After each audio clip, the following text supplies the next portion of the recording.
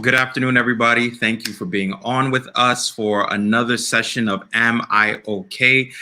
This series of PELC webinars is designed to equip pastors and to explore areas and topics that are generally unexplored. We don't often have spaces where we can talk, where we can even vent and deal with some of the challenges that we face within ministry. However, the PELC committee has put together this series of webinars in order to further equip our pastors and encourage our pastors, especially during these trying times. We are today gathered to focus on the topic of reintegration. One of the major areas of stress that I know that we're all dealing with as ministers is how do we continue to have church during the pandemic, and when things have eased up and the church is able to gather once more in one space, how do we reintegrate? How do we come back together? And I know that this is a source of stress and a source of concern for many ministers. So today we have some excellent panelists on with us today to discuss reintegration strategies. We have with us Pastor Tom Grove. Pastor Tom Grove is coming out of the Texas conference, and Dr. Tom Grove, and he's had a unique experience of having to close for COVID, open and close again. We also have with us Dr. Stewart. Dr. Stewart is a health administrator, and he has been on the front lines just managing and dealing with systems and with people throughout the span of the pandemic. The ever-changing just demands that the pandemic has placed on us. So he's going to be providing us with some insight. And then Dr. Puck Fordham is also with us, one of our leading and innovative pastors who's going to be giving us some insight. One of the things we're trying to do here in this session is to replicate what happens when ministry is done in its best way. It's not just done with pastors, but it's done with people of various backgrounds and different experiences. And any minister who's done ministry long enough, you know that the best ideas often come from that church member who has that varied experience, that varied background, that is able to enrich the conversation and give us a new angle to approach an issue. So this is not for us to all come together and think alike, but rather this is for us to think together and to provide strategies and ways that we can address some of the challenges that we're going to face in the midst of trying to reopen. So Dr. Tom, Dr. Sherwin, and Pastor Fordham, thank you all for being here with us. Just wanted to just greet you all. How are you guys doing? Doing well. Happy to be here. Excellent. Excellent. It's good. Thanks for your time today. So we just want to get right into it.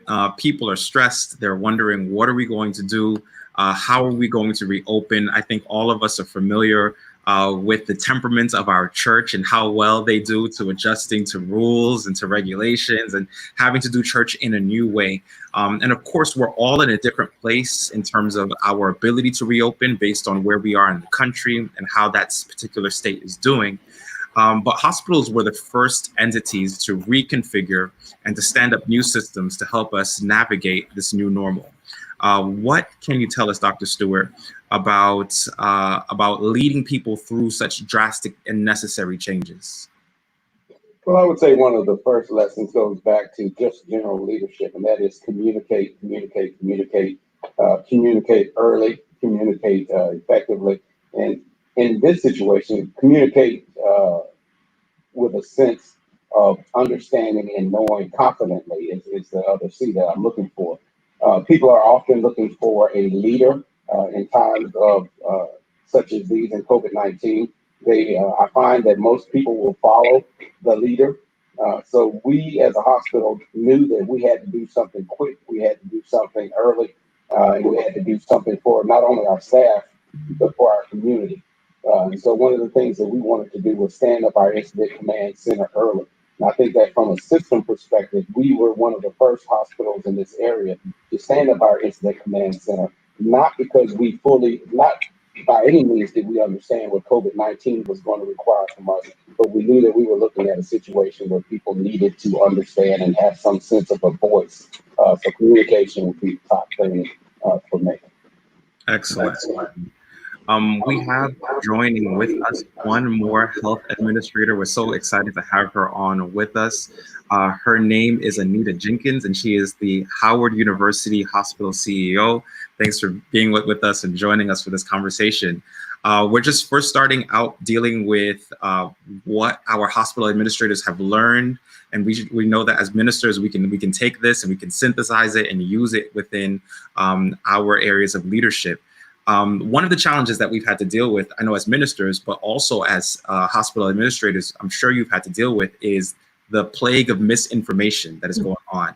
A lot of people feel like they just know what to expect, or this is what you should be doing. And I'm sure that it's amplified by the fact that we're not only hearing it from our mothers, we're not only hearing it from our brothers or sisters or family members, but we're also hearing it from people in political office, different vaccines or treatments that are being recommended that may cause a little bit of confusion. So to our administrators, what are some of the things that you're doing to navigate this age of information and misinformation as well? Well, I'll get started. Hi, everyone. It's a pleasure to be here at Howard University Hospital. In fact, I started my job at Howard on February 17th, and so did COVID. So there's that. Wow. I didn't know where the bathroom was, and we were fighting COVID. But part of the battle of misinformation is fear. And so fear will drive you to behave differently. So fear drove team members to listen to all voices, and some of them were completely irrational. You know, it varied from some holistic things. If I take vitamin C, I don't have to wear a mask, and to everybody has COVID, and so I'm not going to go in any patients' rooms or anything like that. It was very important to communicate often, repeat yourself, use sources that aren't on Facebook or something like that. We had to use credible sources. We had to keep telling that over and over again. And I had to keep saying, please understand that this information may change according to how the latest science. I had to say it. It was a disclaimer at every email. I emailed my staff 3 times a week. And I said, here's what we're doing today. Now we know that we must do this when we see a COVID patient. Oh, by the way, now we are isolating the patients on a separate floor. And all of those really helped us to just dispel all of the noise that so many people were hearing from every sources. And it was scary, and it still is. And so now we have a more balanced approach that helps dispel some of those fears. The fears made people, even physicians and clinicians, the fears made people really behave differently. So we had to dispel fear. Definitely. Dr. Stewart, I don't know if you have anything you want to add? Sure, I agree completely with Mrs. Jenkins, and like her, I think I started this particular role on March 2nd, and we stood up our Incident Command Center on March 16th. So my welcoming committee was COVID-19. I think that one of the lessons that I would push forward to the pastors is manage expectations.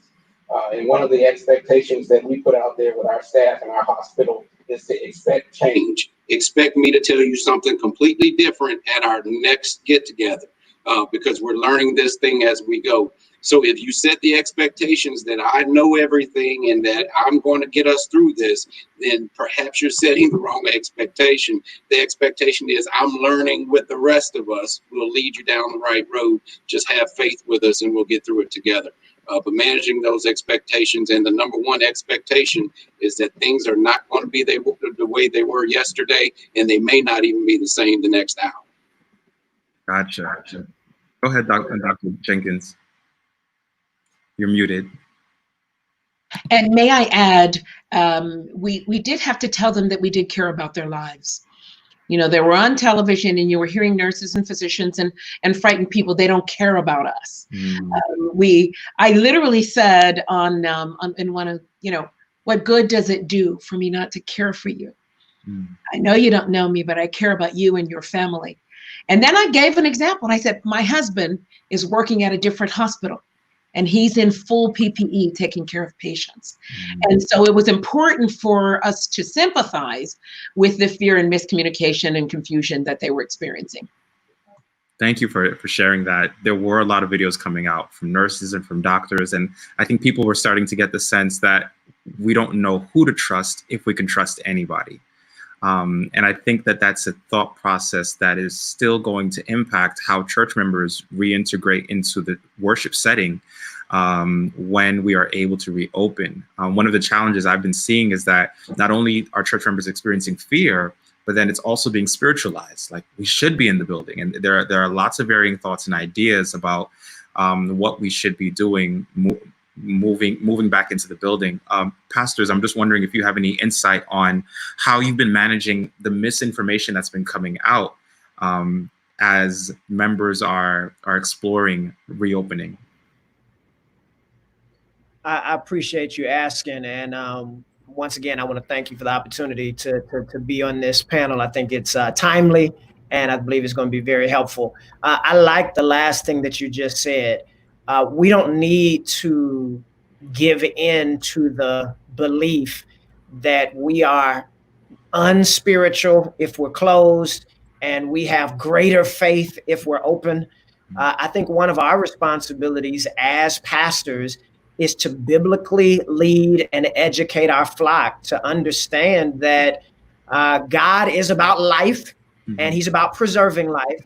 And you can read the Bible. Look at all of the practical counsel in the book of Leviticus that is just dealing with sanitary practices to make sure that we are not unnecessarily spreading disease. So I do think we can battle the misinformation of, this is not the mark of the beast. This is not the time when I need to show that I am on the Lord's side by fighting COVID-19. No, we can help people understand you can be on the Lord's side by showing up for prayer meeting on Zoom. I'm also wondering, there are certain church members, they just have their minds made up. And when the pastor disagrees, then the pastor is just not aware. He's not in the know. She's not in the know.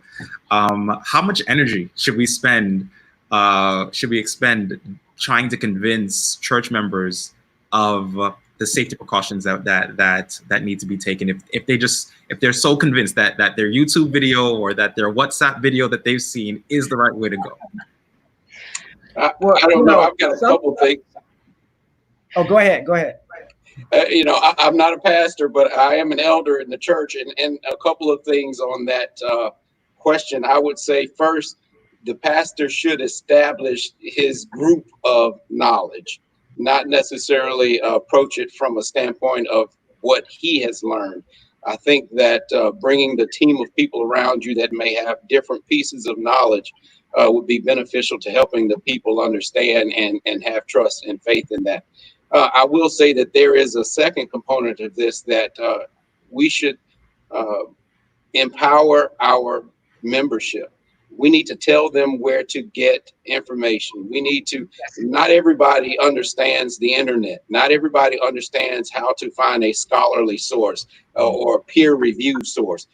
So maybe you just need to get to Wikipedia to begin arming yourself with information and go from there. Thank you for that. And Go ahead. So I'm not a pastor. I do play one on TV. No, I'm just kidding. I'm not a pastor, but I am, like you, Doc Stewart, a local elder who, when I look at our audience and our church members, we have to help them see, you just said, be informed. Do you realize that 30% of our audience is over 60? Or do you realize that X percentage are a minority population? Do you realize that X percentage of the audience or the congregation has pre-existing diseases? We have to be, it's like getting on the scale. I can't get on that scale and say, well, Facebook said I'm svelte. So it's just, we have to be very, very forthright, and we can't allow them to dismiss science You know, fine, I believe, but don't go jump off a bridge because gravity is real. And so we can't allow them to dismiss science. And there's that faith science rub that people try to have. And in this case, you just can't deny that there is some science that has to dictate our behavior. Look what's happening in Texas. Look what happens in those choirs and in those churches. Good luck with disputing science and facts. Mercy. Pastor, you were going to say something, Pastor Foreman? Well, now that Go ahead. Mrs. Jenkins talked about the great state of Texas, it's true. When we were looking at reopening, we decided to put together what's called a strike force. Our governor has one with the medical professionals, all different people.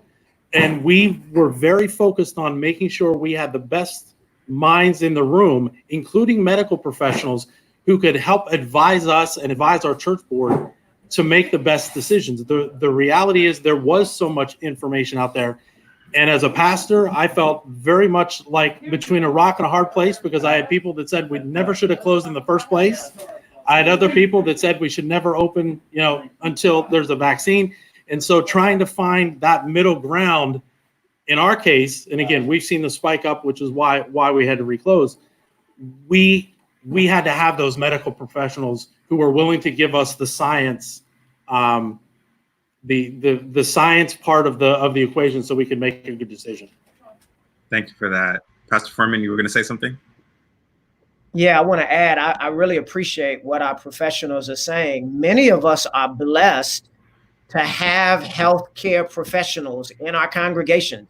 Tap into them. We don't need to act as pastors like this is our area of expertise. I am blessed to have an infectious disease doctor in my congregation. I have someone who is a doctor of public health. Let's set up a committee as we did. Let's turn the decision-making over to them. If you're in a smaller congregation where you don't have those resources, you can contact the Department of Health. They would be happy to send someone who can give you direction, give a brochure. I think our job as pastors is to provide leadership, not to be the authorities on science and the decision makers. Our job is to chart that course. So I'm totally in agreement with what our professionals are saying. Thank you for that. Dr. Grove, I want to turn to you. You've had a unique experience in Texas. Could you share a little bit of what happened and how that process played out for you? It has been quite a journey.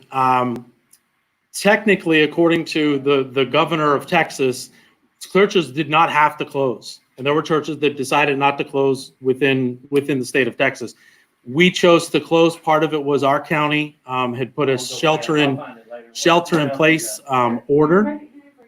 And as soon as they put the shelter in place order, we decided that it was time for us to close. Literally, the shelter in place order came on a Thursday night, and we had to totally pivot to going totally online by that Sabbath. And we were closed for 3 months. Now the Texas conference had given us guidelines to reopen once May came. Obviously CDC, the state, the governor of Texas and his strike force gave us guidelines. We felt that it was important to kind of be on the backside. We have a very diverse congregation. We have 2,500 people that are members of our congregation. We run about 1,100 through the building on a given normal pre-COVID Sabbath. And so we felt that we wanted to let some other churches kind of figure it out for us. Right. Before, we didn't want to be the front, we wanted to be the back to try and figure out how this works. So we were one of the last churches in the Metroplex to reopen. We took some heat for that. Some of our members were not happy that we were one of the last churches to open. We were only open 3 weeks. And then the Texas conference came out 2 weeks ago with a strong recommendation because of the spikes in Dallas County, spikes in Harris County, but obviously across the state of Texas. A very strong recommendation for us to reclose. And we processed through that. We had our strike force with our medical professionals, and we recognized that it was going to be hard to do. People were used to coming to church now for 3 weeks. to now close it back down and go online. But we felt it was in the best interest of the church to follow the recommendation of the Texas Conference. Again, we had some upset people, got some texts, got some emails, but I think we did the best that we could with the information that we had. And that's something we've communicated to the congregation is information is changing. I appreciated what Ms. Jenkins said. It is a moving target, and we've tried to share with the congregation, look, what we know about COVID today is very different than what we knew about COVID back in March. As believers, if I could just add, one, I'm curious to know if you had any transmission in your congregation or any positive cases in your congregation. We had some people that were positive prior to us reopening. We had one family that was positive since reopening, but they traced it back that they did not get it at church and were not positive when they came to church. Other than that, we've not had, especially given the size of our congregation, we've not had many positive cases. Praise God. Yeah, praise God. You know, as believers, we just really have to think that we are fighting this war like Gideon. You know, wait, can you run and can you scoop and drink water and keep going? And you know, what's the rule for us to live? You know, this is about surviving a pandemic. And so for me, I'm comfortable. What else do I need to do to stay alive? And that's where I want us to be. What's the next? What you want me to do? What? Drink and stream and keep walking? I'm in. I'm in. That's good. That's good. You would be part of the 300. That's excellent. There we go. You know, I have to say, if I may, I am very concerned for our churches who are considering reopening at this juncture, and even those churches that are considering it, 30 days from now. I felt that there was going to be a second surge. Thankfully, in Virginia, we have seen some increases from what we had maybe 3 weeks ago, but I wouldn't say it was a spike.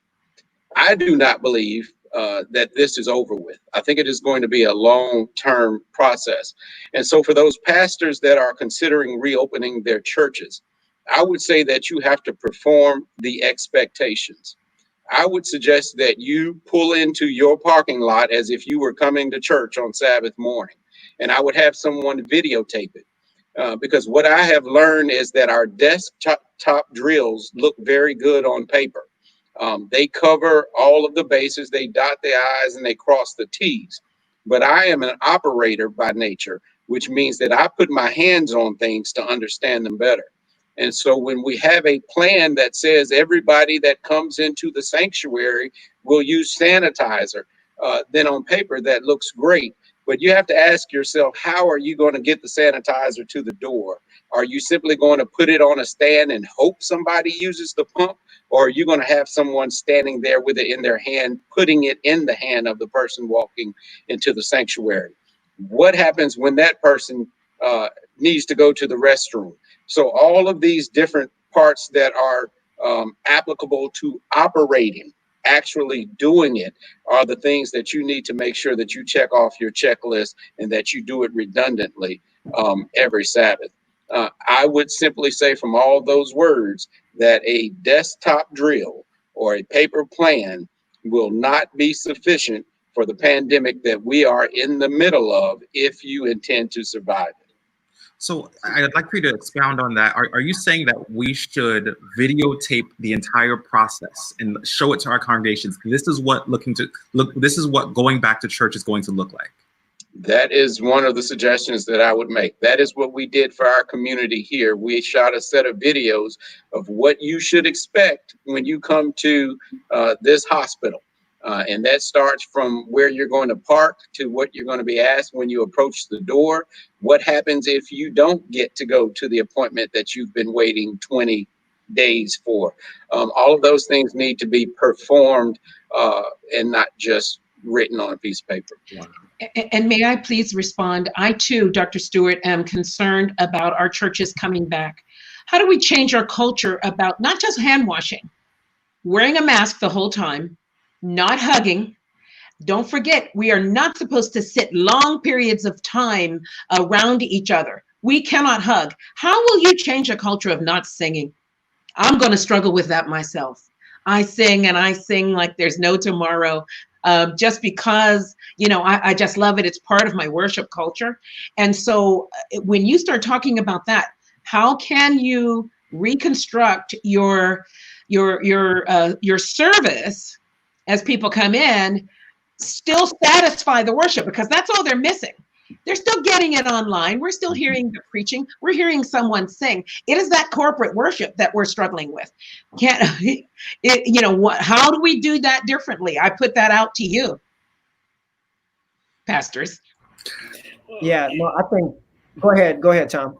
Oh, okay. No, I was just going to say, doctors, I appreciated that, because we actually, the week before we opened, it was no high Oscar caliber film, but I filmed myself walking into the foyer saying, this is what the expectation is.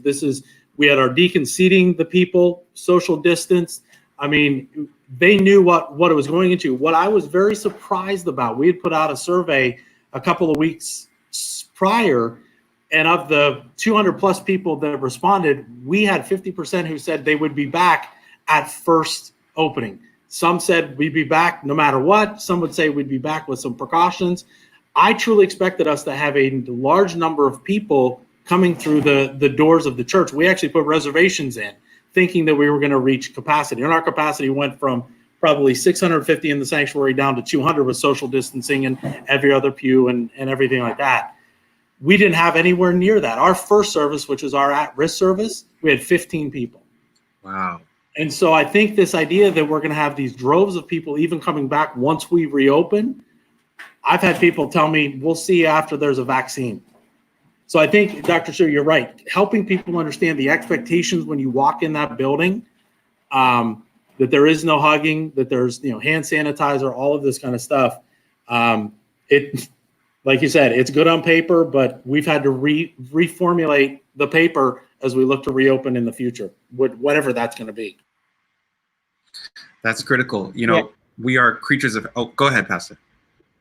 I'm sorry. I just want to add that I don't think we need to act as if the objective is to reopen.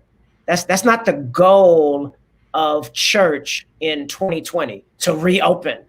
No, our mission is to disciple people. And we need to be asking ourselves, what is the best way to disciple? Yes, disciple does include community and things of that nature, but we need to manage the expectations that, okay, if we open, there will be no music. If we open, there will be no meet and greet. If we open XYZ, and we may find out with our leadership team that to best disciple and provide community, we might need a different form right now. I think we need to take away the thought process that the goal is to be the first church that has opened. No, that's not the goal. Right, because then that presumes that reopening is what facilitates discipleship, and that's not necessarily the case. Jesus did not need a building in order to disciple the disciples. So if our call is to disciple, we need to find ways to do it in this form and in this setting. Thank you for that. Correct. And we also not ready for the fact that half of our members have gotten kind of comfortable. They like Sabbath at home. Let's acknowledge that. So let's be ready to deal with that post-COVID reality. Oh, please, I haven't had on my Sabbath shoes in a while. It's getting old. I need to put the church shoes on. I don't know what to do about that. Yeah, there's this tension between I like the rest I'm getting on Sabbath, but then I also enjoy wearing these outfits. And now there's no place to wear any of these clothes because I'm always home. So I want us to just wrestle a little bit with the fact that we are creatures of habit. There's a way that we're used to doing things, and asking people to do something different when they move back into the church is going to be difficult, especially because our habits are informed by the spaces in which we perform those habits, right? You drive home the same route, you go into the kitchen, you just have your routine. And now we're asking people to be a lot more aware and to change those routines. I think our Dr. Stewart and Dr. Jenkins probably were one of the first people to start working with that in the midst of this pandemic. What strategies did you use to help break habits and form new ones for both your staff as well as those who were patroning the hospital? And so I'll say we use a multifaceted approach. You know, obviously you have those that are trying to implement the new strategies, the new tactics. And so communication, modeling the behavior, showing individuals, not just telling individuals what the new expectations, what the new norms would be as they were being generated was very important. But we also had individuals that had one task, and that was to walk the halls and identify anyone that was outside of the new norm. There is going to have to be someone in the churches that their sole job is to tell that individual who falls outside of the new norms, brother, I love you, but we need you to worship at home today. And that's the tough message that is going to keep everybody else safe. That can't be the head of the greeters committee, because that's not their normal behavior. That's counterintuitive to them. And so they have to find someone that understands strictly what the new norm is, and someone that is looking for outliers, someone that is looking for the mask is not on. You know, I just noticed that you passed the sanitation. I noticed that we're starting to group in too many people standing in this corner. Let's spread out a little bit. You have to have someone that is intentionally looking not to be the bad guy, but maybe the deliverer of the bad news. And that is to keep all of us safe. On our comment boards, someone talked about his calling. He said he's first elder. I think he needs to be head deacon and chief of security. You know? And let's not forget that there is a little bit in our congregation somewhere, those who might have that mentality, it's my right. I pay tithe here, and I'm going to do what I want to do in this building. And I mean, we have to understand that. And then we have to, you know, it would be easy for us. Our congregation, I go to a small church in we live in DC now, but in Ohio, I go to a small church. And that church stays a good 45 minutes after church. We first huddle, and then we huddle out in the parking lot, and there's a lot of kissing and hugging, and then we go and eat together. And so there is a community that goes along with this. And sadly, that, you know, that might have to change. But we do have to have personal and spiritual discipline to understand the rules. This is not news. In Bible times, they had to stand out there for 7 days and do out there for that amount of time and doing all of this. And so it's not unusual to be apart from disease and be apart from that. It was truth then, and it's truth now. But what's funny is that the Israelites weren't Texans. I'm not a native Texan. I come from the Northeast, from Pennsylvania, and so it was very much a culture shock going to Texas, where we have a number of folk who say it is my right to be in church. It is my right to make that decision. What I do if I don't feel like sin, and it has been a complete culture change to help them understand it is for the better good of the congregation. And praise God, we didn't have a whole lot of people for the 3 weeks we were open that were like that. We had a lot of people that talked that way, but they were compliant across the board, because I think they saw the bigger picture of, look, we need to do this for the safety of our community. But you fight against that in the Republic of Texas. Dr. Grove, if I may ask you, when you reopened your church, was it a complete reopening of the church, meaning Sabbath school, 11 o'clock hour, Wednesday night prayer meeting, choir rehearsal, or was it strictly divine worship hour? It was strictly for our worship service. We have 3 worship services, 3 different worship styles. That was the only thing that we reopened. We were looking to, as we were finishing up the 3rd week, and as the strike force was going to meet our advisory committee, we were going to talk about what maybe adult Sabbath schools were going to look like. With children's Sabbath schools, we know that is way, way, way down the road. But it was just divine services for 3 services. And we were very specific. Our first service, which is our traditional service, was for those people that were at risk. The other 2 were for whoever wanted to come, but it was specifically for at risk. And again, that was a recommendation that came from from the governor in his reopening, and then continued on with the Texas conference, gave some really, really good guidelines. They gave us some great guidance. So, Dr. Grove, did you guys have singing when you reopened? How did that work out? We did, because we were able to spread people out enough in the sanctuary. Okay. We really went back, and actually the last Sabbath that we were open, Tarrant County, again, the county that we are in North Texas, had come up with a mask mandate for businesses. And again, while technically, according to the executive order back in March, churches were exempt from all of these different mandates, we strongly encourage, we did not mandate, we strongly encouraged our members to wear masks, and we had about probably 90% compliance. And we asked our volunteers to do that. And we had, again, a vast majority, also recognizing the social distancing. I'm in a meeting here right now, and somebody translated a sign here that said, in English, it's social distancing, but in Spanish, it's healthy distancing. And I think even if we would change some of the nomenclature, it would help our members understand, look, we're not trying to be the killjoys for you to not hug, the person you've not seen for 3 months. We just want to take this healthy distance. We are doing this for the best, in the best interest of the community. I just want to stay there for a second longer.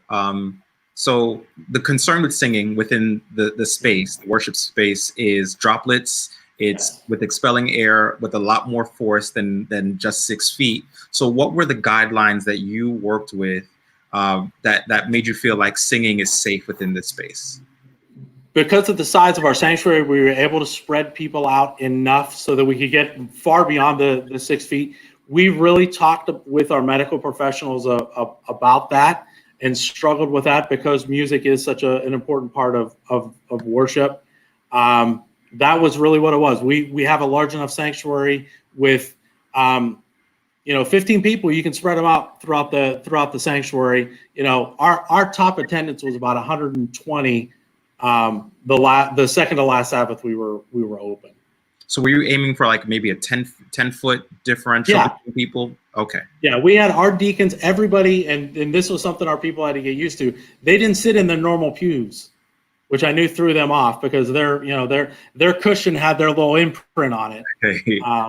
But we said, look, we're going to seat you where it's 6 foot between you, at least 6 foot between you and the person beside you, and at least another pew in front of you and behind you. Gotcha. There's a question here by Anselm Paul about funerals. The fact is that while a lot of things have closed, life is still going on. People are still getting sick. Unfortunately, people are still dying. So certain services still need to take place. Are there any suggestions that you have for services like funerals?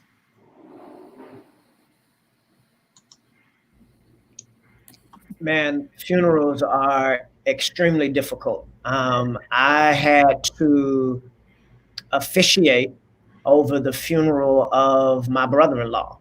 Mm-hmm. And I sat there and watched his daughter, who now was burying her final parent, alone at a graveside service with extreme social distancing, and with all of my gloves and poncho and so, I went over and hugged that girl and held her until she finished crying.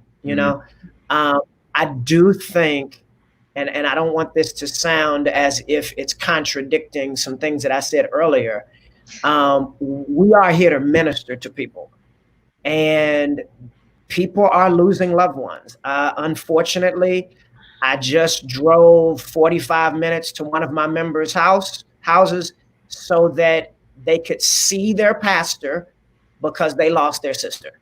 And this is an older individual, and I don't want to put them in harm's way, but they reached out for a hug and I grabbed them with my mask on and their mask on. I do think that we're putting rules in place for the norm and for the masses, but I do think we still are ministers. I know that's not addressing the funeral service per se. I'm talking about the dynamic of shepherding people through loss. Then there also is the reality It's a little better, I understand, if we can do the services outside. We can still try to maintain some distance, put people in circles with their families. But I do think we have to be sensitive to the fact that people are going through this journey and they're not even getting a hug. Right. That's real.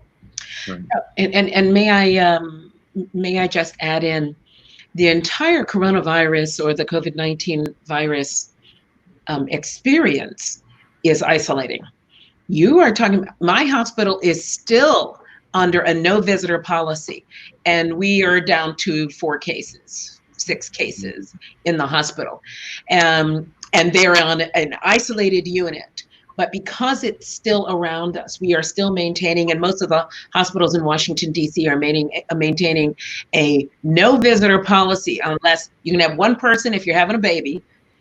You can have one person if they're end of life, you can go see them at end of life to say goodbye. Wow. And if you have some disabilities, then you need to have a caregiver. So those are the limitations. So think about this. I'm now sick. I'm now sick with something that might be deadly, and I can't have my dear Elder Fordham come and see me. I can't have my dear Elder Grove come and see me. So I can't see my pastor. I can't see my family. Now, we have really tried, and we got it was really great. We got a grant, and we got tablets. And so we allow those patients, you are in isolation, you are by yourself. The caregivers come in and come out. You can't even see their mouths. You can only see their eyes through God. So the psychology of what it's doing the entire journey. And then when they die, there's no funeral. This family hasn't seen them. They haven't been able to bond, process, all of that. We have to talk that through with our congregants, with our healthcare providers. We've got to help our doctors communicate better. We have to help hospitals do it better. Mm-hmm. We were 2 weeks into it before we were mandating. I'm sorry, what? You haven't called that family every day, and this patient is not allowed visitors. And so, we make us do it better, congregants and pastors.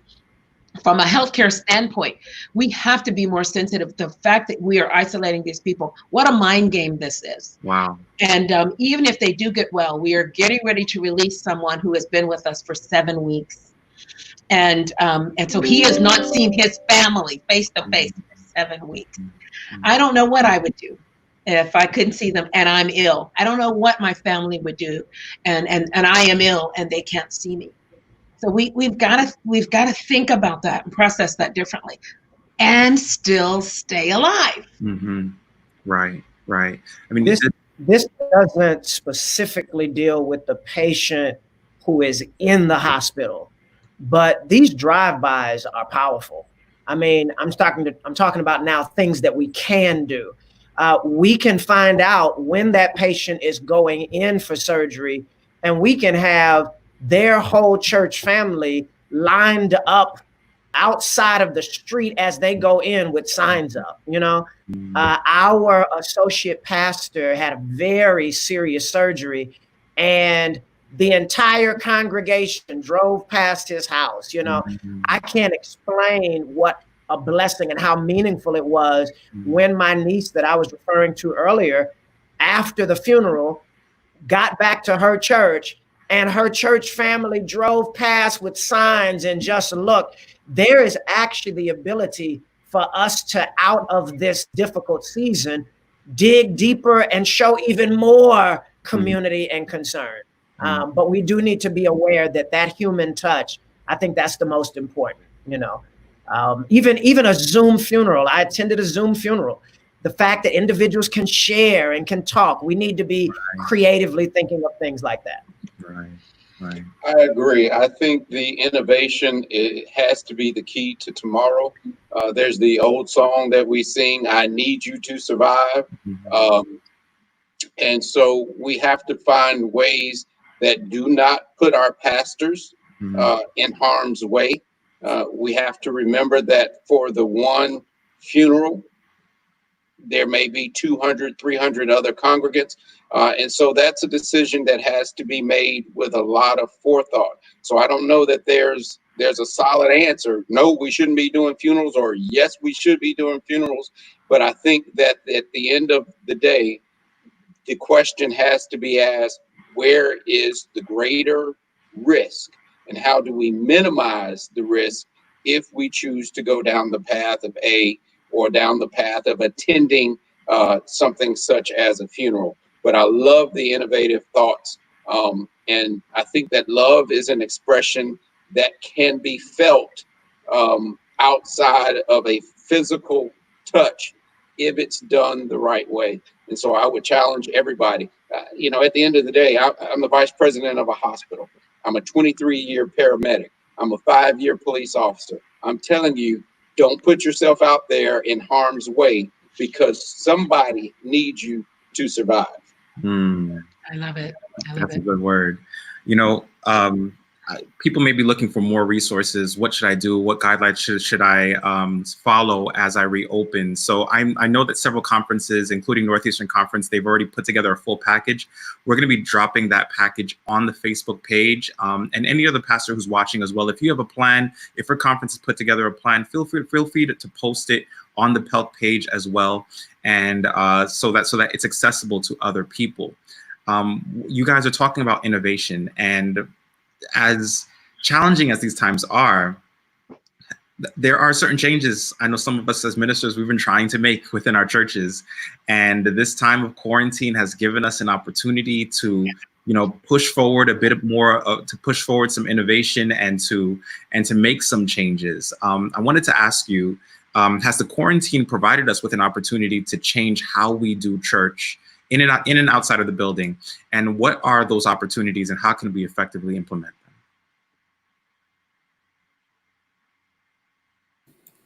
them? I think it definitely has caused us to change. I know for us, like I said, we have a number of people that come into church every Sabbath.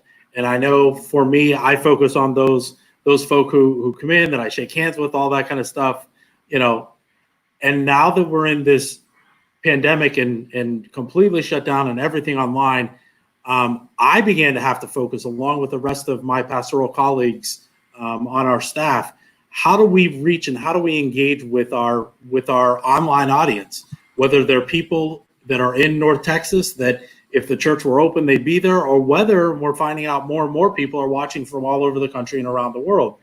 And one of the things that we had to innovate almost on the fly was, between our church services, we had some dead time because we broadcast all 3 of our services. And we had been talking about we need to do something in that interim. And we all said, well, we don't have the bandwidth. It'll happen at some point. Well, when all of a sudden now you've got 45 minutes between services, you got to fill that with more than just dead space. And so we came up with something called Arlington Life, where it's just kind of a talk show format where myself and our children's pastor kind of host it. We've added people to it, but we were talking about communication. One of the best things that we found to communicate with our congregation is through this Arlington Life. They will get things that we say during this segment between services that if we send out emails or put on Facebook, they're not as attuned to as when they're watching this segment. We talk about our food pantry. People showed up in droves donating food. And so absolutely we had to innovate. And some of it was forced because we need to do something different or we're going to lose our audience. And so for us, it was a time to, okay, let's think outside the box. Let's get outside our comfort zone. I'm not a television personality by any stretch of the imagination. I'm an administrator. I'm an administrative pastor. You're doing well here. But becoming a talk show host, a la, Jimmy Fallon or whatever, has taken me out of my comfort zone. But I've seen the church really respond to it, saying, hey, that's our pastor. We love seeing him there, and he's sharing with us what we're doing in ministry, even in the midst of the closure. Love it. Pastor Furman? I think that's an excellent time. I want to add to it. Even though COVID-19 is decimating our nation, communities, families, losses of life, economically, all of these challenges, I do think we need to look for the opportunities. There are a few opportunities that we can leverage. There are many people who would not come into our sanctuaries who will come into our live stream. And we need to see that as something that we can leverage. I also think it's reminding us of some of the fundamental reasons why we are a church. You know, you do so many things from rote for so many years that sometimes you don't understand why you're doing things. I think it is helping us understand how important community is. For years, people have just gone to church, sat at the last pew, looked at the back of somebody's head and thought they did church and checked it off a box. I'm hoping that this time is helping us to see, no, we're a body. As my brother said earlier, we need each other. I think that this is an opportunity for us to facilitate some conversations to say, hey, what was koinonia like in Acts chapter 2? Right. I also think that one of the missed opportunities that we're not talking about is, man, the Sabbath is a day of rest. We are rediscovering rest. Let's not be afraid to say that. There is something vibrant about families being able to go to the park together. I don't need to have meetings and why can't I have a Sabbath school adult class on Sunday evening? You know, I think we need to acknowledge there are some positive things about this. Another thing that I think is extremely important is church is more than worship. We need to get that out. Church is not excluding worship. Man, there's something powerful about worship, and I can't wait to get back. But let's acknowledge and take advantage of the opportunity to have a conversation about church is not just me watching religious programming in a sacred space from 11 to 12:30. Mercy. What you said really challenges our norms and our rituals. That's what we're struggling with. We're struggling with the fact that our ritual is disturbed. Our ritual of dress, of sound, of food, of interaction, of drive, of all of that. What we have to understand is we're going to need to be more in our faith walk more than ritual. And that's what you're suggesting, Dr. Fordham. Amen. And I'm a doctor, incidentally, but thank you. But I'm not one, so you call me that, Elder. Great. So, I mean, let's stay there for a little bit. Yeah. The truth is, I think for both pastors and for members, we are rediscovering rest. Being a church member requires an enormous amount of stamina. When you're there from Sabbath school, and depending on your church, like my church, we run from Sabbath school all the way over till the end of AY, which can often be 5 p.m., sometimes 8 p.m., depending on what's going on. Because we're a commuter church, we might even have board meeting after that, and that can run till 10. And that's your whole day. And then we're inviting people to become, to join this church. That's going to take your entire Saturday. And then we're telling them rest on the Sabbath. What are some of the realities that we can begin to broach with our members? Because not everybody's going to embrace this change. Some members are all for it, and then other members are like, Pastor, the church, the standards of the church. What are we doing? How do you navigate those conversations and those issues? Well, I think one of the first things that we do is we define the difference between form and function. The functions of the church: prayer, Bible study, worship, outreach, evangelism, community. Those functions are not going to change, but forms all throughout the scriptures change. There was a time in scripture, believe it or not, when the form of worship was to take off your shoes. The forms can change. The forms should change. I think it's okay for us to say things like, hey, board, maybe we want to keep having board meeting on Zoom. Right. Maybe just possibly, maybe we want to decide that the streamlined worship service that we've been doing on Zoom, that's what we'll do when we come together. I'm not with my congregation for hey, we normally 11 o'clock worship, it might be finished at 1:30, you know what I mean? Right. But for some reason on Zoom, we're starting at 11:30 and we're finished at 1. I don't know what happened, We might need to decide that. I think we can have those conversations. That's my point. Love it. Love it. One of the things we've discovered at my church is post-sermon discussion. So many times putting together the message, you have to cover so many loose ends and make sure that people catch these certain points. And one thing we're doing now is like the sermon is now 20 minutes. And then for 20 minutes after that, we have this post-sermon discussion, which is more like Bible study that gives us the opportunity to cover some loose ends, but also take in some questions. And that's definitely something that I think we're going to be taking into our new normal. Are there any other opportunities, even if you're watching online and you have some ideas, please feel free to drop it in the comments. I know it'll be a blessing to us and to others who will watch later on. What are some of the innovative things that you're doing during COVID that you're seeing as a blessing moving forward? I would like to add, if I may, I think that this whole COVID quarantine or the COVID area has really opened up the door for evangelism. I now have a tool to talk to the neighbor.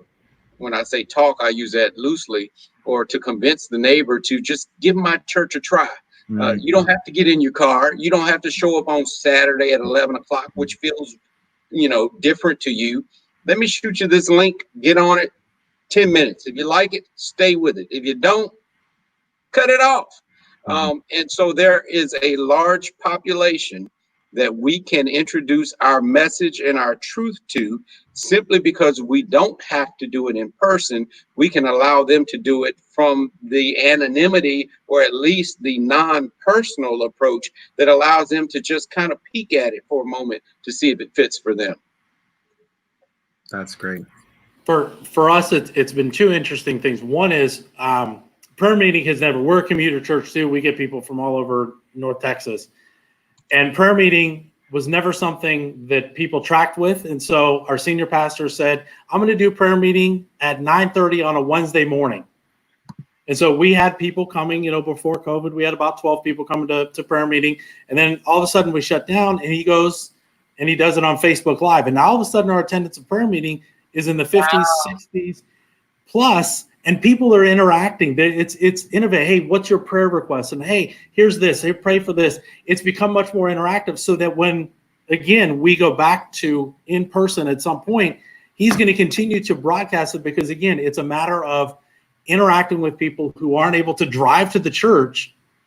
They're able to go online and be a part of the community there. The other thing for us has been, we're fortunate we've got some acreage that we're on, and using our outdoor spaces strategically. We did a graduation drive-in, pretty much a tailgate party for our graduates of 2020, because most of them did not have any kind of graduation. And it was awesome to come into our parking lot and see these families celebrating from afar, but celebrating and tailgating. And so it's using these resources that we already have that we really hadn't thought about, hey, let's use this to not just for ourselves, let's use this for the community. That's great. That's great. Perfect. Just a couple more, Edsel, if you don't mind. One thing is maybe we need to give people permission. And I recognize this is our culture, and I don't want to mess up your church shoes, Miss Jenkins. But let's give people permission to dress down. That'll help. I mean, why do I have to wear a bow tie every week? Where is that coming from? Thank you, my brother. I think when we also return a little later, why can't we have every fourth Sabbath is Sabbath at the park? I mean, let's go to the park. Let's have the kids out there. We got our blankets. You set up your, I think that this is giving us an opportunity to be creative, and it might help us be a little more relevant and meet our people evangelistically where they are. Yeah. I completely agree. We do have the opportunity to think differently. One of the folks in the comments said, these parking lot church services, everyone stays in their car. You blow your horn as an amen. And, that's just one way to do it. I can't say it enough. We have to be creative. and we have to be patient for life. And I think that creativity is the way we will survive this, is the way we will survive it. If we fight against the coronavirus pandemic, we will lose. We will lose. We just have to be smart and have to be mature and live. But there are 1,000 ways to continue to worship, aside from sharing airborne spittle. And it's just, there are so many ways. Don't forget, I started out as a respiratory therapist. You know, phlegm is my life. But yeah, the CDC this week, there's 200 scientists that are petitioning the CDC and the World Health Organization, to say, oh, by the way, the particulates stay in the air much longer and for a further distance inside. Well, that's this week's science. And so I'm not going to fight that. Right. And then that poses even more challenges to the issue of singing. And then that leads us back to the question of, how do we gather if we can't sing? Should we just stay online until we can get it all together, or maybe have church outside? There's a question here about children's ministries. What can that look like in this time, and also when we get back, when we're able to gather once more? I can't speak to that. The pastors do, but schools all across the country are struggling. Universities, schools, elementary schools are struggling. Can we actually let these youths, the young people, loose and expect them to stay away from each other, not hug, not scream, not yell, not laugh? And so I don't know. I think we need to think about, I don't know. For me, I would not want my little ones to be around other little ones yet. Right. For us, it's become very family focused. Vacation Bible School is a part of our culture at Arlington. And this year we were going to do it differently, in the sense that it was going to be our backyard. It was going to be outside in the commons, but it was not drop your kid off and go get Starbucks for 3 hours while your kid's entertained. It's let's come together as a family and let's disciple our kids. And that's really where we've focused on at Arlington. This new normal is helping us help our parents understand that the discipleship first and foremost happens in the home, and resourcing them. We had to totally switch now because of the spiking cases. Now every family has to do it at home, and we're resourcing them, and the resources they're amazing that our children's pastor put together. But it's that idea of the family is the one that is the discipler. It's not, hey, I'm going to come and let my Sabbath school teacher do it while I go enjoy worship. It's first and foremost, we as parents have to be the disciplers, and the role of the church is to help resource parents. I love that. That's such a perfect way to put it. We're about to end, and Dr. Stewart has just been sharing so much with us, so many great ideas, videotaping the process so that people can see it. I think we as ministers or programmers, we tend to hear a program and we can just see it in our minds, but that's not everybody. So thank you for that. Before you depart, Dr. Stewart, do you have any final words to share with us? Sure. Thank you so much for allowing me to just share my thoughts, my experiences. One thing that we have not talked about today is I want to, as a hospital administrator, share the importance of seeking health care. We have a number of our family, our congregants, our church members who are not seeking their health care, and they are going to allow fear of COVID to overtake them, not by COVID, but by high blood pressure, diabetes, different illnesses that they should be staying on top of their health care for. So one of the charges that I want to leave with our pastors and with those that are watching is do not fear COVID. Seek health care for the non-COVID related items. And that's very important. We heard a lot of talking about masking, social distancing, hand washing. Those are very important. We must do them. I would simply add a fourth one, scripting. Go home, think about it. What are you going to say to that person that steps on the elevator with you without a mask? Have that script in your mind, prepare it, say it with love, but be willing to say it. Sir, I'm going to step off, allow you to go, and I'll take the next one. We have to be prepared to survive COVID-19. Thank you so much for allowing me to be here. That's excellent. We want to give everybody a chance to just say a final word, and then we're just going to transition to a segment where we're just sharing a few more creative ideas regarding reintegration. Pastor Foreman, I'll go with you next. Any final instructions you want to share with us? Sure, man. I just want to remind pastors that we did not go to school for science. So we don't have to view ourselves as the authority. I think it's okay for us to acknowledge that this is new. Surround ourselves with people who have insight and understanding, and let's make use of the gifts that God has put in the body. I also want to remind us that the objective, the goal, is not to open the church. The goal is to go into all the world and make disciples. And we need to ask God, okay, in this new environment, how do you want me to do that? And I believe that we'll come away with some creative ways in which we can still fulfill the mission that God has given us, even though we may have to change some functions, some forms to do it. Excellent. Thank you for giving us a new way to think about how we do church. Dr. Jenkins, any closing words you have for us?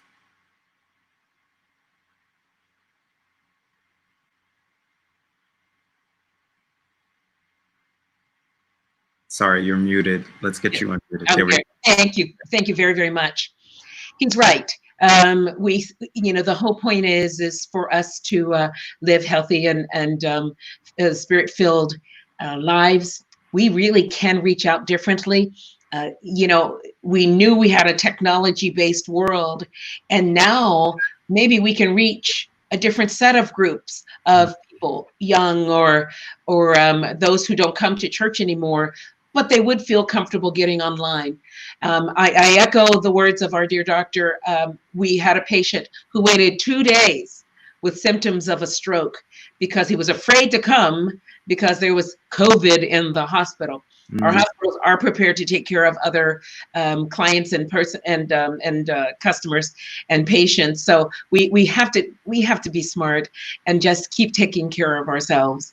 It is important to know that we really do, as healthcare providers. I'm the CEO of a hospital, and the worst thing I could possibly think of is to fail my community. Not just now, but in the future. We want people to eat well. We want people to live well and manage their stress and mental health. Mental health through this. Our mental health situation is not good for all levels. So we want to make sure that we are living well. So that's my goal. And I think that's what our church is about. So any way that we can help feed those wellness strategies, let's do that. Thank you so much, Dr. Jenkins. We're praying for you, for your hospital, as you continue to lead us and lead your staff as well as patients throughout this pandemic. Thanks again for being with us. It's been my pleasure. Thanks. Dr. Grove, you've opened, you've closed, you've reopened, you've closed again. I'm sure that there's a wealth of knowledge and wisdom that you can share with us, but what are some final words that you have to share? I think it's flexibility. Again, this is an evolution of understanding. As Ms. Jenkins said, we learned some new things this week. We need to continue to work with the science and understand the science. So it's flexibility and understanding that even in the midst of this, while we would all wish it would disappear tomorrow, it's going to be with us. So it's the flexibility of realizing that some things are going to change. And we've had to experience that at Arlington. Do we want to close back down again? No, but we realized that the times made it so. We needed to follow the science. The other is creativity. This is a chance to be creative in how we do ministry. Take advantage of the change. I work with a great staff, a very creative staff, and some great church members have come alongside. And what about this? What about this? This is where we as a church recognize these gifts, as Elder Fordham said, within our midst that may not have come to the forefront had it not been for COVID. So flexibility, creativity, and then thirdly, communication.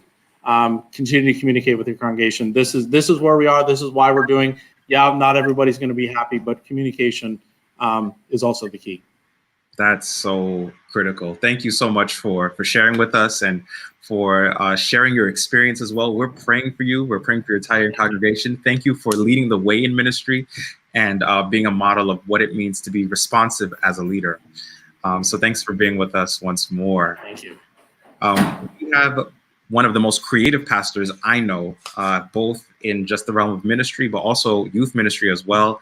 Pastor Kimberly Mann. She is on with us, and she's going to be sharing with us some other ideas we can be considering as we are in the midst of this pandemic, ways that we can creatively move our churches forward, ways that we can even capitalize on this time to critique and to create change. Hey, good afternoon, everybody out there. Hey, Pastor Cadet. It's so interesting because I've been watching from backstage, and as I was looking at all the ideas, I was like, y'all don't need me. Y'all have all of the great ideas. You got the experts sharing their ideas, and I think that it's so important that we hear relevant strategies in this season because this is a new normal. Like, who would have thought in January when we were celebrating the new year that we would be in the middle of a pandemic? Nobody. So nobody expected this. When things started shutting down, everything happened so quickly. There wasn't really a lot of time for people to catch their breath. So now as we're talking about reintegrating, people are talking about a second wave and all of that. Now we're like, okay, now what can we do so that way we can capitalize on what this new normal is going to look like? Because the reality is it's a new normal, right? We hope that it'll be gone in a couple months. Science says that it probably won't. Especially with maybe schools reopening, kids sharing germs again, with flu season coming back up. So we just don't know what it's going to look like. So we need to figure out how can we do what God has called us as the church to do in this season, right? We can't sit there and say, well, I don't really like winter, so I'll wait until spring to do ministry, right? I don't really like the cold, so I'm going to wait until summer to begin to do things. So we want to be able to be creative in the season that we're in. And even during this time, this is a webinar, we're giving ideas. But if you have ideas, share those ideas, post them in the chat, post them so that other ministers and other leaders can see some different things that they can do. So I enjoy being creative. I believe that God is a God of innovation, that he continues to change or allow us to change as things change. And so I just have some creative ideas I want to throw out there. If it doesn't work for you, that's okay. It's not for everybody, but just some different ways or strategies that we can use. So I saw something that was so awesome. A church had set up some reintegration wristbands, and there was a little table, and they had some green wristbands, some yellow wristbands, and some red wristbands. And so the red wristbands, it was a little note that said, just here for the service. I'm not okay with touching or, speaking or fellowshipping. I'm just here to worship. And so everybody who had on a red wristband, everybody kind of knew, hey, I'm doing the social distancing or, healthy distancing thing. I'm not here to really interact. Then there was a yellow that said, I'm okay with talking, but, outside of that, I'd rather, maintain as much precaution as possible. And then the green said, I'm okay with arm bumps or fist bumps. I'm okay, with interacting in that, in a little bit more of a close contact way. So when you walked in the door, you could grab one of these wristbands that let your congregation and membership know, hey, I'm either okay with interaction, not quite really, or just please, I'm here just to be in the building. And I thought that was such a creative way as we look at reintegrating to measure people's level of comfort without putting them in a compromising position. So I thought that was just a really creative idea. Also, something that you can do within your churches is to establish a mental health survey. So maybe, once a week or maybe bi-monthly, just send out, you can use SurveyMonkey. SurveyMonkey is free, and just do a quick little check-in. How are you doing? Have you talked to anybody this week? Do you need someone to reach out to you? And I realized that a lot of churches will send this out or they'll say it, hey, if you need someone to call you, you just let us know. But sometimes people may not feel comfortable or may not be able to, I'm going to pick up the phone and tell the pastor that I'm lonely, or I'm going to, send a text message and say I'm really depressed right now. But maybe creating a survey that can be sent out so that your members can interact and say, hey, I'm not okay. And it can be something as small as thumbs up this week, thumbs down. I'm doing great, not doing good at all. Someone can contact me, or I'm in the middle and wouldn't mind being contacted. So something as small as just a check-in, a bi-monthly check-in with your members, just to make sure that they're, doing okay. Because of course, visitations are going to look different. Like, you can't roll up to people's houses, knock on their door and say, hey, I'm here to sit with you for an hour. It's just going to look different. So and so I saw you jump back in, so I just want to make sure if you have a comment, you want to chime in here. Okay. Okay. So that's just something you can do. A big thing that people are struggling with as we're talking about quarantine and being home is the social interaction. We miss the worship, we miss the singing, but a big part of going to church, and whenever people stop going, what's the first thing we say? Forsake not the fellowship, right? And we miss the fellowship part. And yes, Richard, you can show that. We missed the fellowship part of it. And so we can get the sermon online, we can get some good music online, but it's very hard to recreate the social aspect of church. So doing things like a drive-in social, or a drive-in event, that I think is so nice.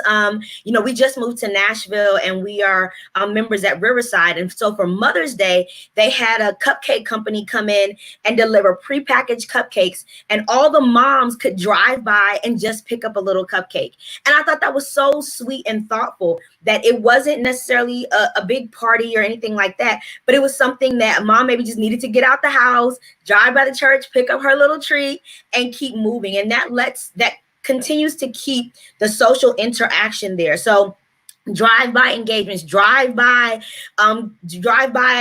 baptisms. If you got to put a tank outside and baptize outside, you may need to do that. If you are talking about graduation services, or maybe a birthday party for those people who are celebrating their birthday that month, and let the church drive in and sing and honk happy birthday, and then continue on their way. But people are thirsting for social interaction with their church, with their members, that they are no longer getting. Because the truth is, you can get a sermon anywhere. When people miss their church, they miss that fellowship, they miss their friends. So I think that's just a really good idea.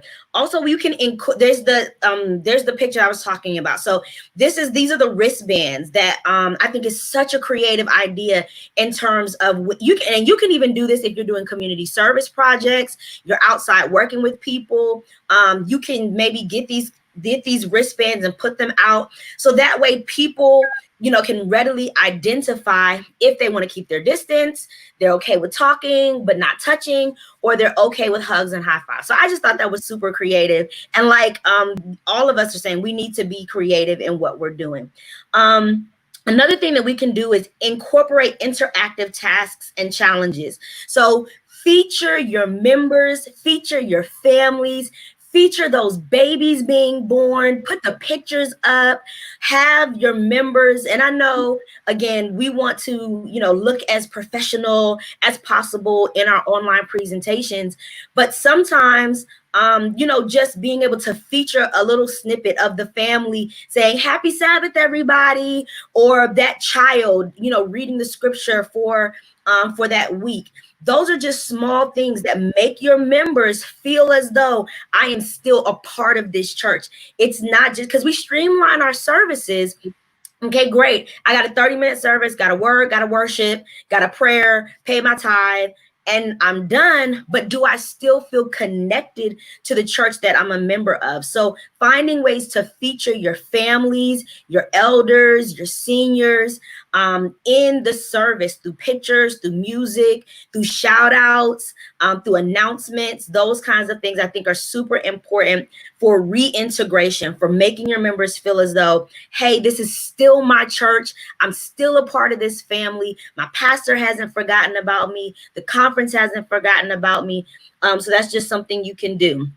Also, creating small group study cohorts. So you may feel more comfortable doing house church or small group or watch parties, Zoom rooms where your church will get together. It's not a business meeting. It's not a church service. It's just an opportunity for your church to get together and just spend some time together, talking, catching up. It's not the formality of worship, but it's creating opportunities to facilitate relationship. And if you use Zoom, or as a pastor, if you have Zoom, you can create breakout rooms where the different members who come on the Zoom call can go to different sections and have some questions, some check-ins, some maybe sermon references. There's so many creative ways you can use Zoom outside of, I'm going to use Zoom to preach this word. You can use Zoom as a creative space to get your members together, to interact, to celebrate, to love on each other, and to share with each other. You can read together. So choose a book. It can be a podcast. I know some of my pastors out there, my leaders out there, are just creative worshipers. Put together a playlist and share that playlist with your church and say, this is what we're listening to this week. We might not be able to sing in church, but you can sing in your bathroom. You can sing in your closet. You can sing in your car. And so here's what we're listening to this week, and give opportunity for members to give feedback, for members to share or input in the playlist. It's a book we're reading. So we're all going to read this book for this month. And so let's, chime in or chat in a different setting, and let's talk about it. If you haven't already, create a Facebook room or some type of online group where your church can chat, talk, share pictures, and interact outside of just being able to chat and talk with each other during a worship service or online event. All right, a few more, and then I'm going to wrap up with the creative ideas. And if you have some, again, please, now is the time to share them with everybody so that we can all benefit of the creative, off of each other's creativity.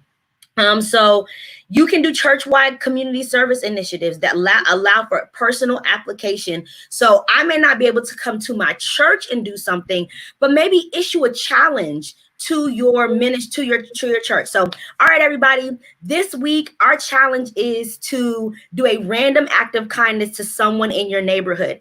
It can be a card. It can be a gift card. It can be you're planting a garden. So I'm going to drop off some fresh fruits and vegetables to someone in my garden, in my neighborhood. And those are challenges that will continue to keep your members doing a community service, which community service is a form of evangelism. And, in their community, so that they don't necessarily have to come to the church to do something, but the church in and of itself is doing something. And then I have a huge passion. I feel like I know that we are in the process of reintegrating. We don't know when we're going to be back in church, but many of our churches are sitting there and they're not being used right now. And I think that this is a great time to brainstorm with your board, with your members, with other people in the community. How can we use our churches that are not being used for worship as a place of evangelism and creative community service? So can we sign up to be a part of the district school lunch distribution program? Can we use one of our Sabbath school rooms to offer tutoring? Parents right now are struggling with this online class. Are there, can we use our community service, center or areas to maybe help? People are protesting. Hey, you guys can meet in my church parking lot to organize before you guys go downtown. I mean, finding creative ways to use our church space. You pay a mortgage on it and it's just sitting there. You might as well do something with it. Right. You know what I mean? So, and then the last two I have is create a what can I do directory. So, and this is something that we can do in all of our churches. Find out what your members are good at. We put a lot of emphasis on our healthcare workers, and we're so thankful. We want them to participate. But are there other people in your church that can do something? Is there someone in your church that can cook meals and deliver? Is there someone in your church that can put together a children's program? Maybe I can't drive out to service, but I'm good at web hosting or organizing or graphic design. I can put together a church manual, a church website. I can do something. And I think we've been focusing so much in this pandemic of what we can't do. Can't go to the mall, can't go out to eat, can't. And then you get to church and you're like, I can't do anything here. But what can we do? And I think if we focus on and help our members to focus on what can we do, it helps to shift the perspective to being more optimistic as opposed to pessimistic. Church is never going to open. Things are never going to be the same. They might look different, but what can we do? And then doing service time registrations. If you do choose to open, creating registration. So maybe there's 2 services or 3 short services, and I'm going to register to go to church during one of these times. So that way the system, the elders, the pastors kind of know how to manage, or, as opposed to, hey, we're going to open church in a month. We'll see who shows up. Like, that could potentially create crisis because you don't know if 15 people are going to show up or 500 people are going to show up. So doing some online registration and prepping and saying, hey, we're looking at reopening. Would you be open to going during one of these different times? And then creating time and giving your members permission to enjoy the Sabbath. We talked about it. Pastor Fordham talked about it. You talked about it, Pastor Cadet, saying, hey, we're going to have worship at 9:00. And everybody after that, we're challenging you to have a picnic outside with your family or go for a walk with your family, and then come back and tell us, how was that Sabbath experience for you? Put up during communion, put up the recipe on how to make the communion bread and encourage your congregation to make the communion bread at home and make those home activities very real and tangible. So that way it looks different and people are, we can't preach about the Sabbath and not actually teach people how to enjoy the Sabbath. Right. So those are just some creative ideas that I have. Again, I enjoy helping people, pastors and churches to integrate creative ideas into their churches. So if you need help with that, I'm happy to throw some creative ideas your way. And someone just said, listen to your community, listen to your church. If you have not done it yet, you need to poll your church members and find out what they need and what they're missing. Because so often we put together a package or a plan that looks comfortable for us as the leader, but we're missing what the needs of the community are. It would be a shame for us to push going back to church, but we miss our congregation who's at home needing mental health care, or they're feeling lonely, or they don't have any groceries. You know what I mean? But we rushing to go back to church, but we've missed the heart of the people. So just a couple ideas. Hope those bless you. And again, what Dr. Sherwin said was awesome. Do a walkthrough. Pretend you are a church member pulling up to your church and walk through what you think church will look like from their perspective based on the things that you want to put into place. So love it. These are excellent ideas. One of the best things about this is that when you show up at your church with these ideas, people are going to say, oh, the pastor, he or she is so creative. They thought of this all on their own.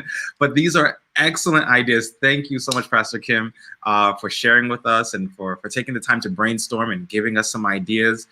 Even if all of these ideas don't work for your city, for your location, it might put you on a path to finding something that you can modify for your space and for your place of worship. So these are absolute blessings. This webinar, I believe, has already been a blessing. And we have another one coming up in 2 weeks on July 21st. It is entitled Leading While Angry or Leading While Mad.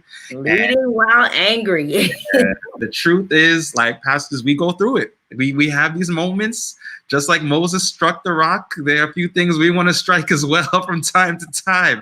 And we don't always have a space to work through that, to figure out how do I lead and still manage my wounds without letting my wounds manage me? How do I deal with these emotions without losing my cool? So and in this climate, I mean, the whole webinar series is themed Am I Okay? Right. And the truth of the matter is that, I mean, we are living in a time where we had a pandemic and now we're having social uprising. And if you watch the news for any longer than 30 minutes, I mean, just the videos alone, just they bring something up in you, and trying to navigate the anger of what's happening in our communities, and navigating those emotions can be really challenging, but our members still need us and people still need us. And how do we manage the tension? So I think next week is going to be so exciting. I'm excited. Yes, it's going to be real. Don't miss it. Be real. So don't miss it. We're going to have some really open and honest and transparent panelists on with us. And we're going to be just exploring what made them angry, one, but then two, how do they deal with it in the context of having to still lead people. So be sure to join us. Find us on Facebook, find us on YouTube. Be sure to subscribe so that you can keep up with the content that's being released. Kim, thank you again for being on with us. Kim is our chairperson for our resource committee. She is our fearless leader. So we thank you for being the brains behind the scenes for all of this. And thank you all for tuning in and for commenting and for sharing your ideas. Even if you're watching it later, please feel free to share your ideas, because somebody else is going to watch it later on and they might just need the comment that you leave. So may God continue to bless and keep you all as we continue to push forward the kingdom of the Lord. God bless you all.